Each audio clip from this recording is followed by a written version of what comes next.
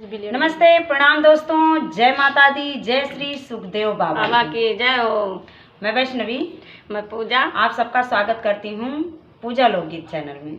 आइए, एक बहुत प्यारा सा गीत आप सभी को सुनाने जा रहे हैं। बहुत अच्छा गीत है, कैसा लगा कमेंट में जरूर बताइएगा। अच्छा लगे तो वीडियो को लाइक से जरूर कीजिएगा।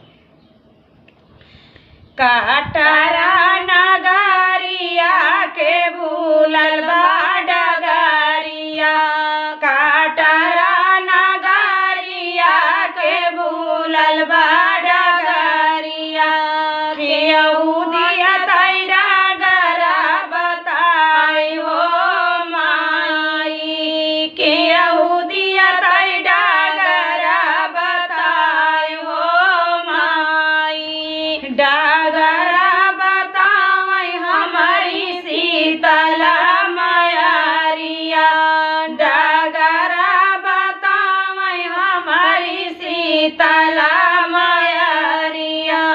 जे करे बताए जय जयकार हो माई, जे करे बजाए जय जयकार हो माई। कटरा डगरिया के भूलल बा डगरिया, केहू दिया तैरा गरा बताई हो माई, केहू दिया तैरा गरा बताई हो माई।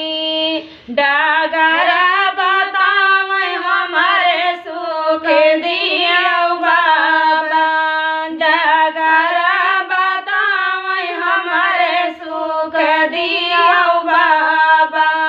जे करे बताए जय जयकार हो माई, जे करे बताए जय जयकार हो माई। कटरा नगरिया के भूलल बा डगरिया, कटरा नगरिया के भूलल बा डगरिया। जे करे केहू दिया तैरा गरा बताई हो माई, क्या गरा बताए हमारे बूढ़ाऊ बाबा। जे करे